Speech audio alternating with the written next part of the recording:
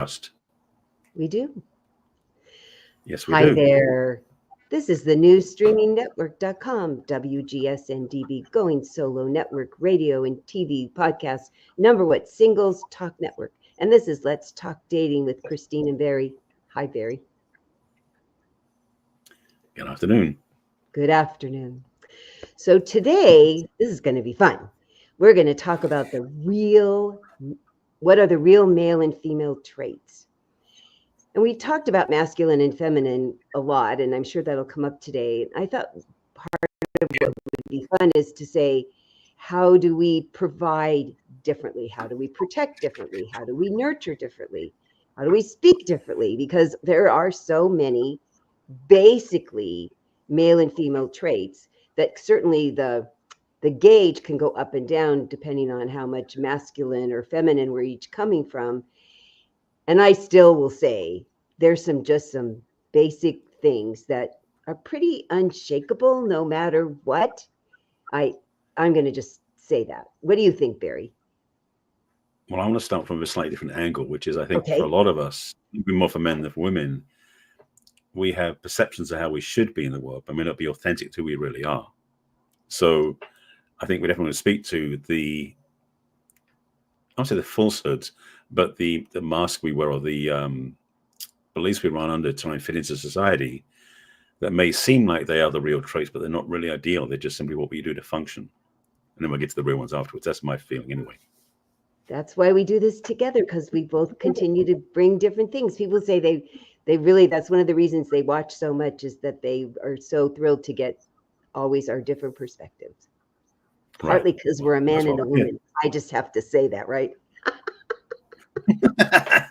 Indeed. Okay. So you want to start out with the false things that we put up because we think we should, ought, must?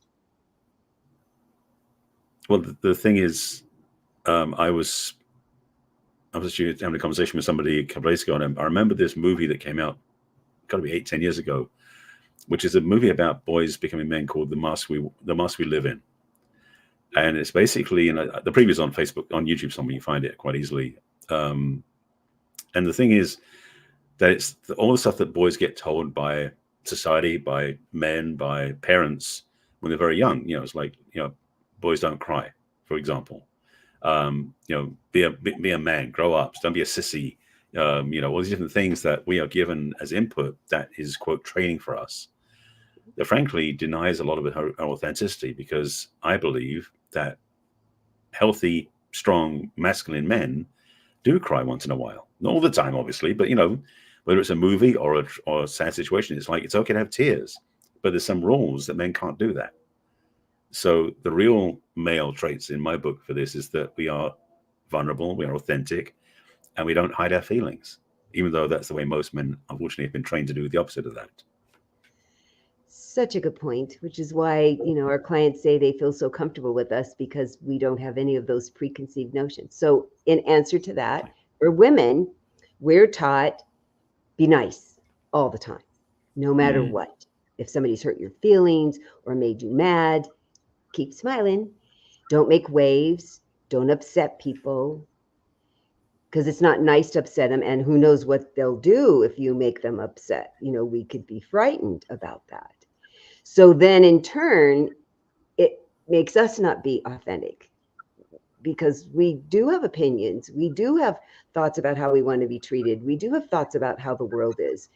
And there are often that can be labeled as bitchy. And I know that I, in my past especially, would have worn that label probably kind of proudly. And that there are other ways to still express myself of who I really am and what's really going on for me, that I know doesn't come out in a bitchy way. And the response from other people tends to be, wow, yeah, I really hear what you're saying.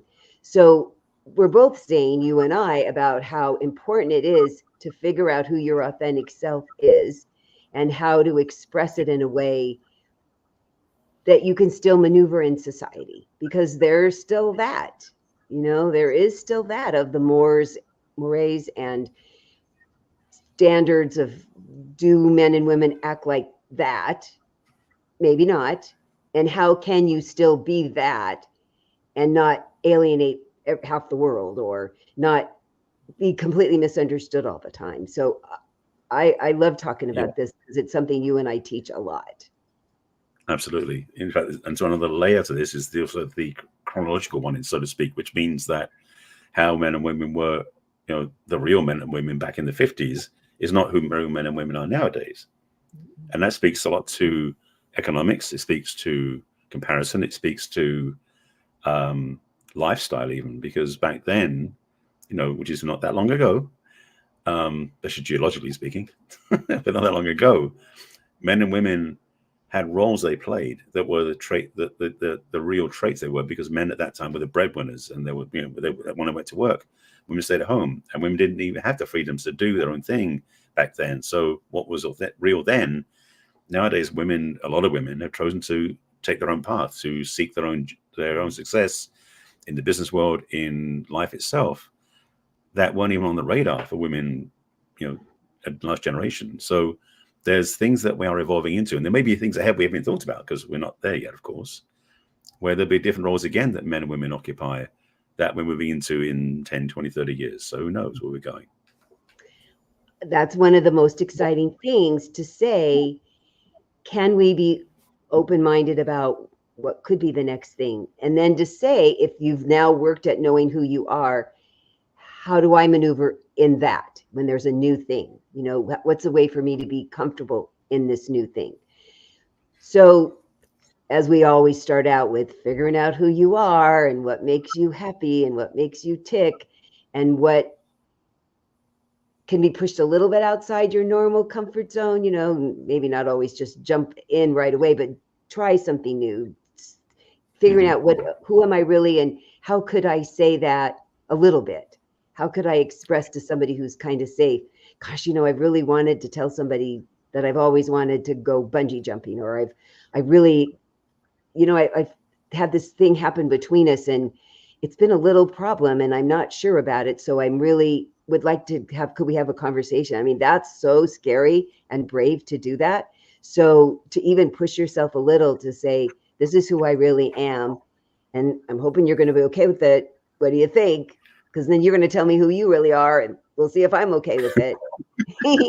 Well, that's part of the challenge too, is that with the evolution we're going through and growing through, there are traits that we start exhibiting where we may not fit together the same way we did. And the question is, then if you are in a relationship, long-term one, is how do you dance with that? Because in a way it is a dance. It's like that move that somebody makes that you do, then do you dance in harmony or in synergy with them, or do you find yourself impossible to keep up and then you give up?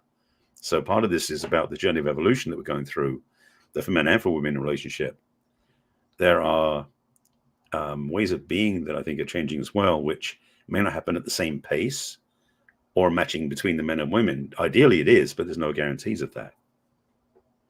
And one of the things I think goes along with that is we can figure out how to have a balance. That if I'm going to start being more my authentic self this way, how does that balance with you being more your authentic person this way? So that, gosh, I am going to now maybe not ask your opinion about every single thing. I'm going to learn that I can make decisions for myself and you'll support them for me, where I felt like I had to always run everything by you, partly because of my insecurity. I mean, most men would just as soon not get involved in every single little detail. I hear that a lot from them.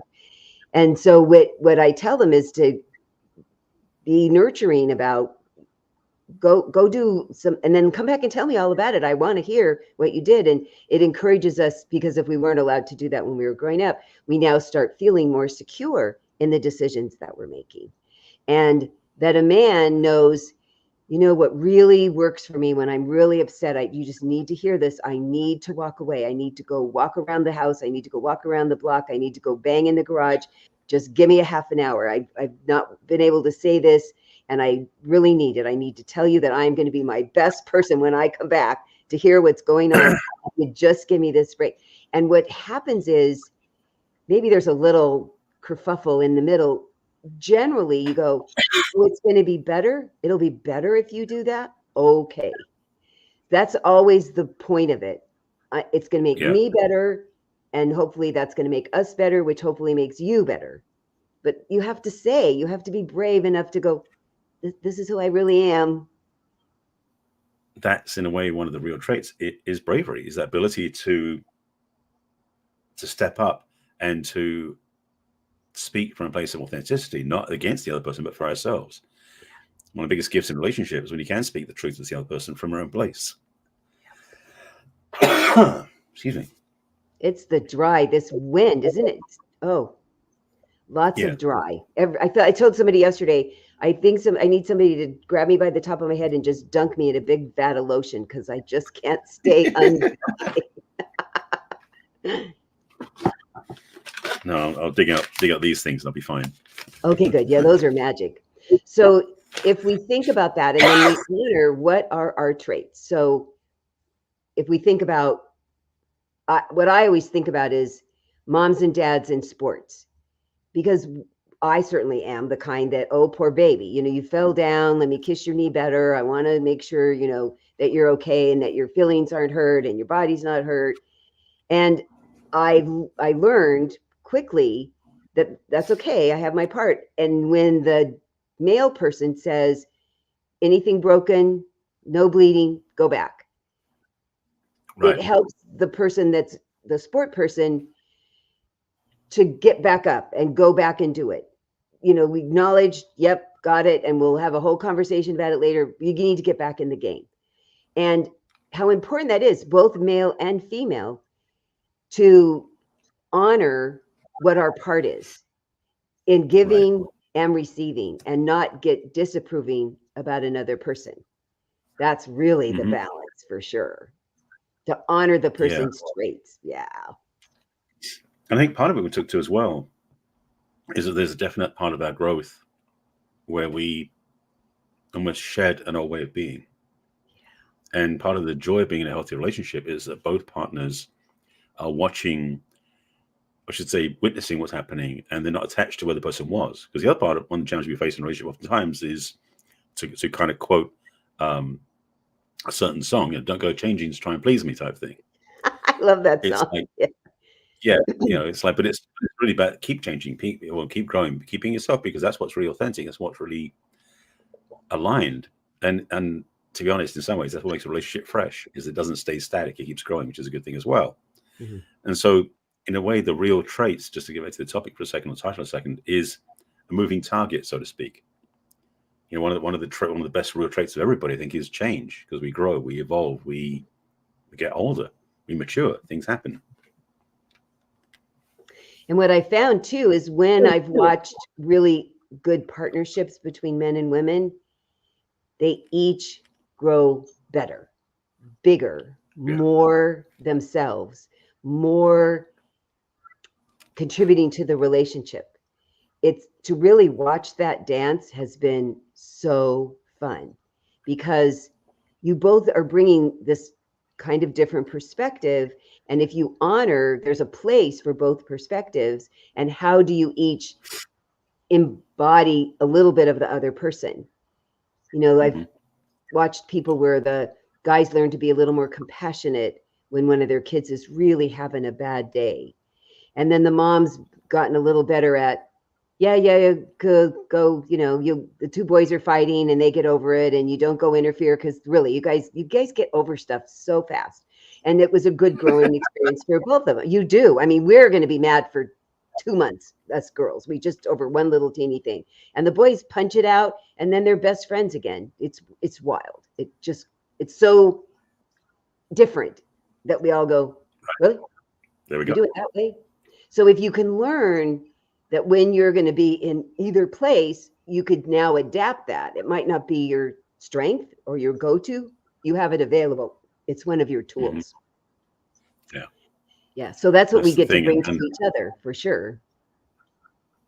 And that is one of the gifts that we deliver. It's not the right word, but we do tend to show or share in the way we are with each other, is that we have this ability to move through our emotions differently. And that's, again, real traits, is that men's emotions, I mean, to be blunt though, are not as expressed as women's emotions are. but that means we can transition through the surface level more quickly. Yep. So we can get over stuff. But the challenge is for us men is that we can bury stuff too. We can have something go on that we go, you know, I'm fine, everything's okay. But meanwhile, downstairs, sort of in the interior, it's a lot less easy to process through. So for women, yes, they may spend more time emotionally attached or emotionally working through something for a while. It's in process quite clearly.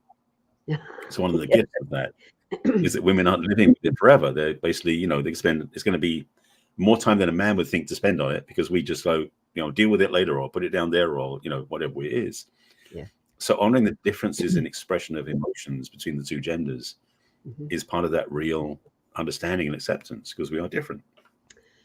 Oh, the acceptance. That is the challenge, to not my way or the highway, or I have to be right. Oh, whew, I have lots of conversations with couples that come to me with that challenge.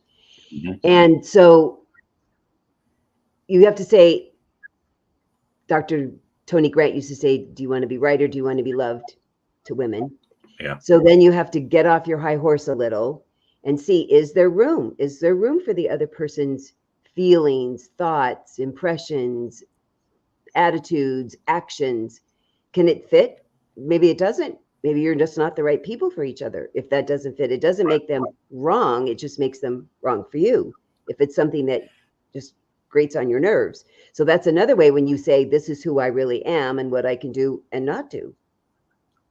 Yeah. And that's one thing, speaking back to earlier, I said about how men were told that you couldn't be, you know, weak or crying and those sort of things. A lot of women aren't ready to deal with that either. So in some challenges in relationships, when a man wants to be accepted being vulnerable, being sad, being in tears, if she thinks he's being, you know, a sissy or boyish, not being a real man, if he does that, that's not going to work either. So part of the honoring of the two genders is really allowing that spectrum to be available for each one of them. And frankly, as a man, to be with a woman who doesn't judge when I feel vulnerable or sad or have tears, they, in fact, ideally, they think it's sexy. You know, I mean, I'm pushing the envelope a bit in that way, but that's the idea, is that there's a level of respect and appreciation that each partner has. And when a woman's going to be, you know, in a strength, the man doesn't try to demean her. You know, we talk about this from Madison Armstrong's thing, is that oftentimes men want to control, or they want to put women down if they get upset. It's like, if a man can see a woman taking the reins, so to speak, and honoring that and respecting that, that can be an amazing gift for both partners as well. So there's room for both partners to, one, to grow, but two, to be seen in that growth by their partners with respect.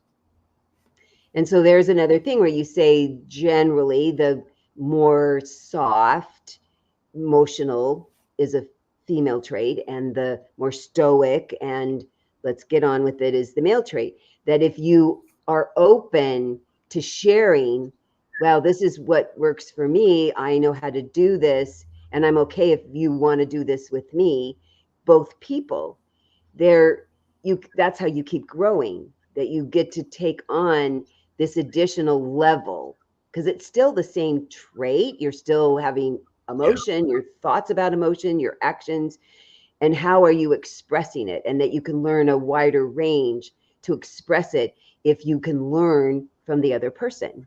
So we're not taking on necessarily each other's traits. We're doing our trait more.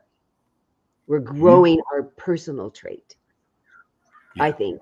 And the only way you can learn it is from the other person. How else would you learn it? There has to be a compare and contrast to say, how would I do? I don't even know what different is. How would I know what different is if I don't see it? And have a gentle person showing me about it, and that I can say, oh, okay, it's different, but I'm going to pay attention to that. And maybe I'd like a little of that too. And how would you feel about if I copy you a little? I think, you know, that's the most sincere form of flattery I've heard. So I think that once you've gotten in this habit of saying, well, show me about you, and wow, that's something I might want to do a little of too. I mean, that just makes a very exciting adventure as you're creating a partnership, I think. I think it's actually probably the best way of being in a relationship. And I know we're going to take a break in a second, so I just want to plant some seeds for after the break, is that we definitely have ways of being in a relationship that could elevate the quality of relationship we have for each other and for ourselves. And when you're in a real partnership, the possibilities when you do honor the traits of each other can be magnificent. So we'll get into that after the break. I like that word, magnificent. Yes, we'll be right back. See you in a second.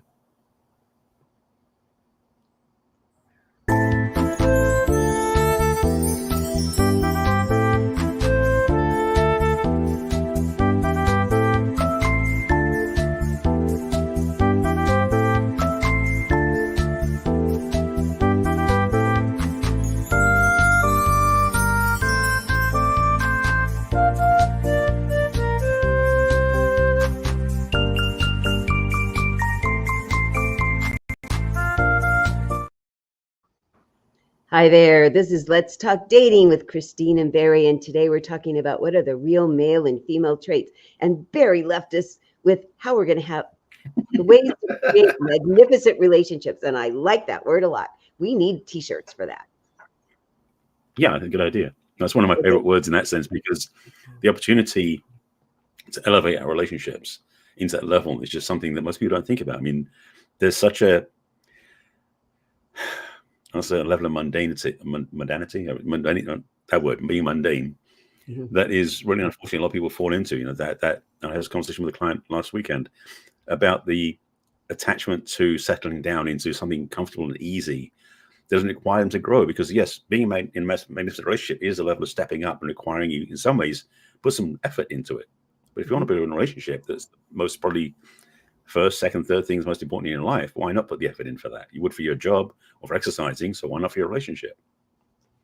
So we'll keep talking about the generally male and female traits that we can keep bringing to each other to help each other grow. So one of the things I find when I'm talking to people about their businesses is men get to the point and women want to form a relationship and talk about all the details, and how that can be both so annoying to the opposite person. They could just get their hackles up and stomp out of the room and not see any value in it. And yet, look at the value if both, see, Gigi sees, here's your voice, here she comes, that you need, it's beneficial and could be magnificent if you learn how to embrace both of these things, even if it's just the female does more of it and the male does more, or that the female takes on some of the male and the male takes on some of the female, which is wonderful in business. So if we think about how we approach problems to get to a solution, we often do it really different, huh, Barry? That's one of the joys and the pains of this. It is such the same coin in two sides. Well, yeah, because the thing is, for us men, one of our skills, traits, and limits is that we like to do things straightforward, like one thing at a time. It's great for laser focus. It's great to really get things done, but it's almost like single track mind is our thing, which women generally don't understand very well, because women don't do that. And so we have a problem understanding, just not understanding women, because they don't do what we do. So again, difference is why it's so fun. For women, as you said, it is a more circuitous route and also multi-threaded. So we may think about a solution, but we're not often thinking of 7 or 8 different options, whereas women usually have a much more broader selection of options because they're not as invested in one like we are. So different ways of being. And ours is often all about the relationship, that we want to get everybody's opinion. We want to look at what all the ramifications would be to everybody if we make this change or do this thing differently. And has everybody been included? It's very important to bring some of that. I mean, it could come to a halt and nothing get done if you're spending all the time doing that. And also you could miss a bunch and go, oh my God, if we'd only known that, if you just barrel ahead. So if you see how each side, these two different traits can make such a wonderful, successful journey to getting your house painted, raising children, starting a business. I mean, they really, more men tell me they really love having women as part of their meetings and part of their brainstorming and their teams, as long as they can eventually get to the point. They like their broad thinking, their options. They just, could we finally get to a point? Could we finally get to a solution? There needs to be a time limit. And that women are learning to have the men, let's talk about the big picture. Let's talk about what we want. And then we'll talk about the details too, so that both people feel like they've been included. But oh my gosh, it is a learned skill for both sides. Absolutely. I mean, in business, definitely, because there is sometimes there's this thing called a deadline that shows up, which men were, I say, more accustomed to, but they're used to working with. And when a woman's input is different and doesn't fit the same paradigm, there's a part of the men that go like, it's this or it's this, and I'm stuck now, because they don't feel like they can choose. And so having that as capacity and understanding is more to the picture than we understand, that we can have both. It's almost it is a revelation to a degree. It's also sometimes a shock to the system because it's not something that men are used to. So it's kind of like changing everything for them. Yeah. So this is the good news, and is not going to be an easy thing for some men to adapt to. So if we bring it back to dating, which is often what we're talking about here, Yes, something I I do. hear a lot is the man would love to it's Monday and I'd love to take you out on Saturday night. And she says, sure. And they confirm a date and then they don't hear from him. And he knows they're meeting on Saturday night. It's on his calendar. He doesn't see any reason to do anything else about it. And she's going, he doesn't confirm. Do I have any, is he really going to show up? He doesn't care. I mean, we could just rile ourselves to no end about it. And Yep. Generally it's because if he changed his mind or he'd let you know. And since he hasn't said anything, he knows he's still going to do it. And so if we need more, which I'd say most of us do, us lady types, we need to say, great. And what would really work for me is Thursday. Would you just shoot me a text that we're still on? Just, I like the confirmation. And he'll go, okay. And then we're in more of a relationship and it's been 3 days. Oh, I'm sure he's broken up with me because it's been 3 days. We make up a so much stuff oh yeah, I've done it. I'm a member of that. So what I need to tell people is if we're in a relationship, I really like a good morning text and I like how you doing in the middle of the day and I really like a good night. Would that work for you? And some it can't. They can't in the middle of the day at all. They're fine with the morning. Okay, we've talked about it. So I know I'm going to get the morning and the night. I'm happy. But they won't know that if I don't tell them. And then I'm going to get upset about something I didn't tell them. Because generally, you're going on with your life. You're not ignoring me. We think you're ignoring us. It's not that you're not texting, that you didn't see any need. But when I say it's really important to me, you go, there's a need. I could do that. And that's the thing that is helpful, definitely, for a woman to tell the man this, because it gives the man a way of being so included in a sense. Because it's like we set up the date, and then we're off doing our own thing. It's like, yeah, that's in my, like I said, it's in the calendar. I mean, I have so much in my calendar I don't even think about. Actually, David Allen, who created Getting Things Done way back in the 80s, has got a book out called Getting Things Done. He's a master teacher on efficiency in business and everything else. And he says, I remember in workshop with him back when we used to have day planners, the old physical things before we had smartphones, where you had basically write things down. And somebody asked him one time, it's like, so you write things down to remember them? He said, no, I write things down to forget them. Because the idea being is when you write things down, they're in his calendar where he can get to them and he knows what's going to happen. And meanwhile, get on with the rest of his life. And so for us men, especially, when we know that we're going to have a date on Saturday, it's in my calendar. And I don't have to worry about it until I get to Saturday. Mm-hmm. So the challenge for women, as you said, absolutely, is like, she's not going to think the same way as we do. So having her let him know that he doesn't think the way he does, so please do this for me so that I feel included, gives a chance for him to be included the other way as well. And that's the thing is that several men nowadays do get this, but a lot of men don't, is that they should maybe inquire of the ladies, like, would you like me to remind you during the week, or would you want me to touch base with you between now and then, just to make sure everything's good, because I'm already set, we're already there. Mm-hmm. So we don't need to think about this. But if you do, how can I help you? Which would be a great gift to give to a woman. Boy, that's a master's level program, right? That we teach. Yes, because so then if a woman does say, I just like, a confirmation on Thursday, he's going to write it on his day planner and now in his phone, and he'll do it because it's going to show up on his phone. I mean, this is how I run my business. I look the day, because people have access to my calendar. I have no idea what they're doing. I mean, I get an email, but I don't pay any attention. But the day before, I look, who am I going to talk to this day? I get out their folders. I make sure that if they were supposed to send me something, that they did. But I don't think about it before then. I think about it the day before. My life is full of other things that there's no need for me to think about it any more than the day before. So maybe I am running that part kind of in my masculine side, because I am processing all these other things at the same time that I'd like not to make room for that. So that's a very girly thing. So I say, and so for a guy, when that one guy said, yeah, really, there's just no way most of the time. I mean, every once in a while he'd shoot me something. And I go, oh, that's so cool. He made time. He had time for that, but he never didn't do it because he didn't wanna. He already warned me ahead of time. There's just no way. It's not going to happen. Okay, I can live with that. Right. I like the morning, and I saw him a lot, so it really wasn't a big deal. But you need to ask, and the other person needs to say yes or no. And is their no okay enough? That no was okay enough for me. Mm-hmm. So that's the thing, to just keep saying, what is the things that are really important to you, that are your particular traits?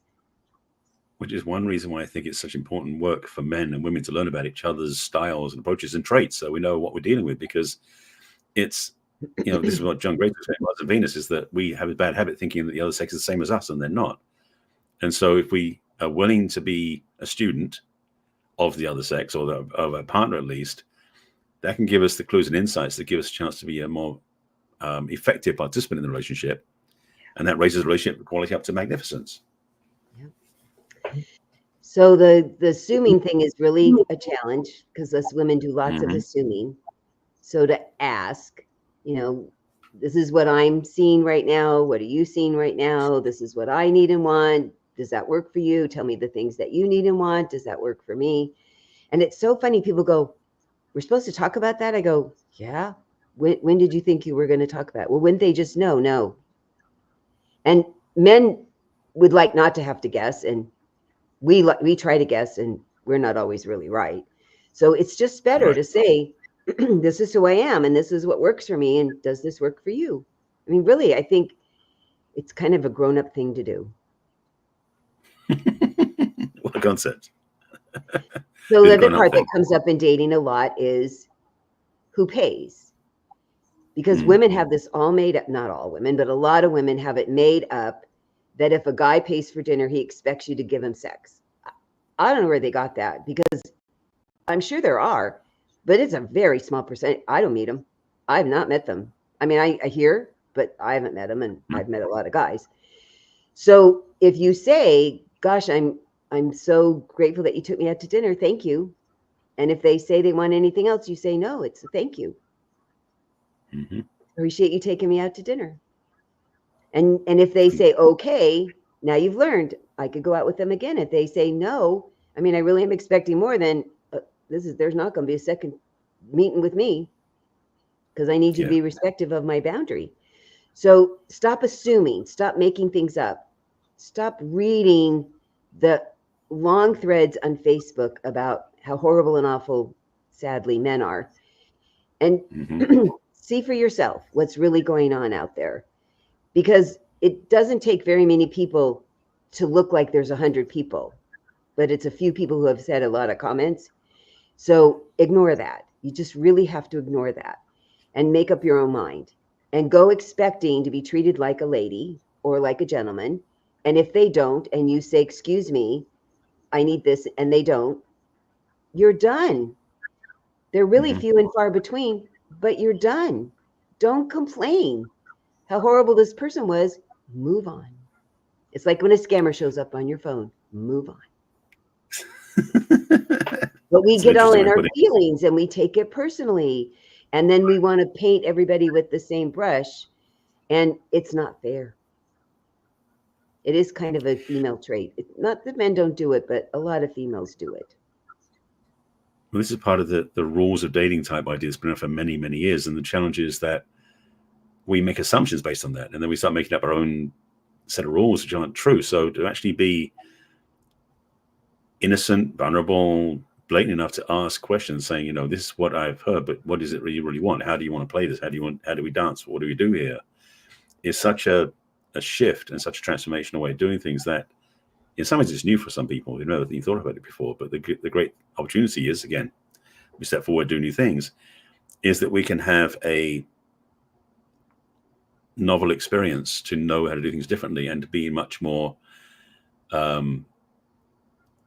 hungry to learn new things, to try new things, to be a better partner. Because again, part of this journey is honoring the real traits makes you a better partner as well. So why not be curious and inquisitive and try new things? You never know what you can get. So important. So one of the things that men and women do equally annoying is interrupt. We interrupt for really different reasons. Mm-hmm. Well, sometimes it's because we think we're right. Sometimes we think it's being misunderstood. It is a very annoying trait for both people. Equal opportunity, that trait. So if everybody would work on ask a question and wait and let the person finish their thought. Because what I've learned is, especially women complain that men don't talk enough and they don't express their feelings. And it's because we interrupt them, often with lots of disapproval. Well, who's going to be talking anymore after that?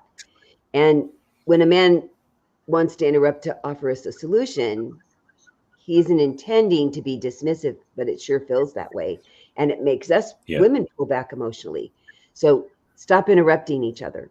It's one of my best advice I can give for both sides. Absolutely. And that's the thing is the way that we interact, and definitely to have that it's almost like you want to have this little agent on your shoulder, this coach on your shoulder saying, remember the different, don't jump in yet, wait, see what happens. Because there's a temptation to fall into default patterns, old behaviors, the way we were raised, all those different things. And I keep thinking for the title, we should change the word real to authentic, because that's kind of what it is about, is that we have these presumptions and assumptions about how we should be and how the other person should match us, which is the other dangerous thing. It's like, if you want to be in a good relationship with somebody who's different from you, honor the difference. Don't try to conform them to who you are. It doesn't work. And so the understanding that the difference is the good stuff, not the bad stuff, can be a chance to play differently in a relationship and to learn, again, how to be differently in your relationships and how to honor the differences. And that creates a different level of playing. And what you will learn from both sides if you just wait. The jewels that come if you just, I mean, it's what you and I do for a living. It's part of our gift. Yep. And I'm pretty good at it. I'm going to give myself a pretty good in my personal life. It's I have to really think about it even more, though. It's weird because I do on purpose leave my coaching hat at home. And then I get all enthusiastic and excited. And I'm like, so it is different. It is. I do find I have to have a really even more conscious thought, because it's effortless when I'm working, but I have to really have an extra level of consciousness about it. I'm going to call myself out about it. Mm-hmm. Oh, it's still a work in progress. It is something that I've made a study of, so to speak, and it's part of my work, definitely. And it's what I had to learn because my last relationship really proved to me I wasn't doing it that well. So I become a pretty good student of this work. And so when I'm out in the world in conversation, it is an interesting experience to have my sort of default behavior and my sort of student nuanced behavior running parallel, so I sort of step from one to the other. So I notice when I say something like, hang on a second, let me take it back, because I haven't on one occasion been in conversation with somebody, with a woman, and definitely sort of said something, and it's like, hang on a second, let me back that up and say it differently, because I realized I didn't do it in a way that was landing well. Yeah. But it's again, because again, we as men don't generally do that. We are, I would say, hardwired, but we are generally programmed to be single focused and get the end goal.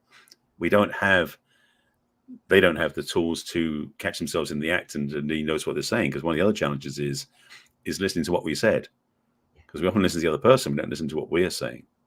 And so that awareness can change everything too. If we just be listening to our own words, what we're saying, and then realize, is that what I wanted to say? I should change that. And you watch their face too, right? I don't think it landed how I intended.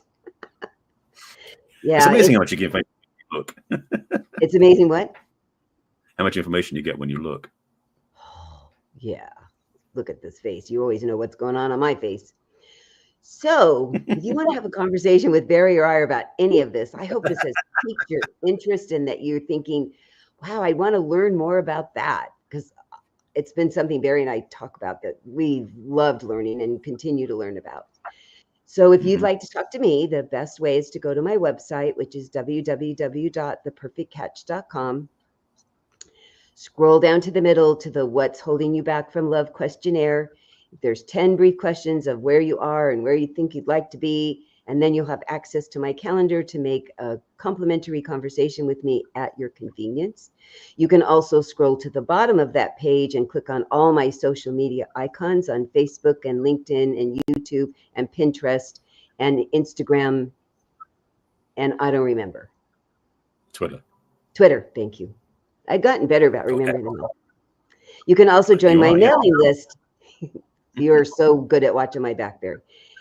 One of those things I need. You can also join my mailing list. You'll get a repeat of our podcast every week in an email, and you'll earn a newsletter, and then you'll also have a chance to see what's going on in my life currently. You can also send me a personal email at Christine@theperfectcatch.com. And Barry, how do they reach you? I have a similar setup, so to speak. So if you want to find me, well, mine's a little bit easier to reach because it's my name, so easy to remember. My website is my name, which is barryselby.com. And on the homepage of my website, there's 3 things I want to mention. At the top of the screen is an invitation to have a conversation with me, similar to what Christine has. There's an invitation for a discovery session or a complimentary chat, so to speak. So if you click on the button there, which is Let's Chat, that'll take you to my calendar, and then a link to a form that'll have you basically answer some questions to give me some understanding where you are and what you're looking for, and we can have a conversation. That's my gift to you. At the bottom of the screen is an invitation to join my email list, where you basically just opt in, and similarly, I send out an email every week with a replay of our show, as well as other emails I get once in a while with special offers, things I'm doing, maybe other podcasts I'm on or other conversations I'm having, and things that might inform you and educate you as well. So it's worth being on my email list. And then in the middle of the screen is my famous quiz, which is the Relationship Readiness Assessment. And that is a opportunity to really see where you are in a relationship. If you're single, especially, what didn't work, what you want to have, and what doesn't work, and all the different pieces in the relationship that maybe you haven't figured out yet. There's an assessment there where you go through the questions, and at the end you'll get an email with a link to all the scores. Sound like a football game, but the evaluations of the numbers that you have and what works and where you want to improve. Again, with an invitation at that point to come to conversation with me. If you want to go directly to that, you go to barryselby.com/quiz. And besides that, all my social media links, which is my name as well, almost all of them. So it's Barry Selby on YouTube, on Facebook, on LinkedIn. Oh, there's the quiz. There's the just popped up. Again, so on social media, you can find me, Barry Selby, on YouTube, Facebook, LinkedIn, Pinterest, Twitter. That's all those. And then if you want to go to the real Barry Selby on Instagram and Threads, you find me there as well. So, and if you want to send me an email as well, you go to send me an email at barry@barryselby.com. If you want to reach out to me for any questions, if you want to do all the work, but basically, if you don't want to go to my website, just drop me an email. Perfect. And we are here every Thursday at 4:00 Eastern and 1:00 Pacific live, and all the other times in between. And then if you want to watch the replay, you can see us on Roku and Apple TV. And we'd love for you to like them and share them and give us reviews and share them with people that you think that they might be interested in watching us. And where can they listen to us, Barry? Well, the great thing is now we're actually being podcast as well. So these shows, not just on video, they're also on audio. So if you want to find us on Apple Podcasts or Spotify, I think Amazon Podcasts as well. There are different platforms you can take us with you when you go out in the world. The great thing with the podcast is you can plug into your ear and go where you're going in your life, whether you're driving or hiking or riding a bike or shopping, working out. You have a chance to listen to us wherever you are. So you can tune up your relationship skills wherever you are in your day. We're very portable. Indeed, we are. So we will see you again next week, and it'll be our wonderful Thanksgiving show. So bye for now. No, we've got another one in between because we've got 3 weeks till Thanksgiving. Oh, see, what do I know? This is You're so we'll see you next week anyway. This is why I have Barry. I need Barry. Bye. Do my job. See ya.